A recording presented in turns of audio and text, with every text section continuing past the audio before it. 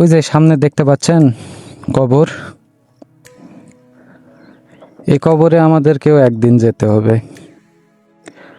আমরা ওই উপর আল্লাহর কাছে অবশ্যই লিখে দিয়ে আসছি যে আমরা কবে মারা যাব বা কবে মরব। তো ভাই, 2 দিনের দুনিয়া, টাকা পয়সা এইসব কিছুই না, জমি জমা কিচ্ছু না, আজ আছি কাল নেই। দেখেন চারিপাশে কিন্তু জমি এবং পানি, এখানে কেউ নাই, আশপাশে কেউ থাকবে না ওই ঘরে।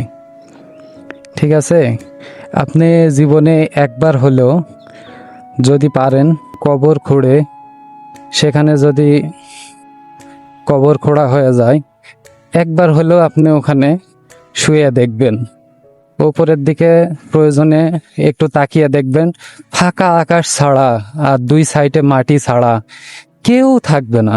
কেউ থাকবে বলেন? কেউ থাকবে না।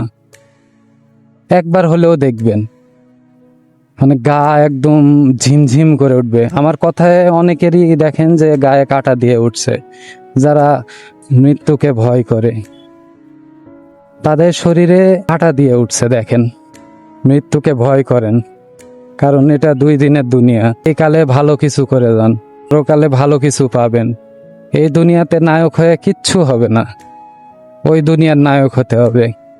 এই যে কবরে যখন রেখে আসবে, একটু আগে যেখানে আপনাদেরকে নিয়ে দাঁড়িয়েছিলাম, ওই কবরে রেখে চলে আসবে। আশেপাশে কোনো বাসা বাড়ি কেউ নাই, কিচ্ছু নাই।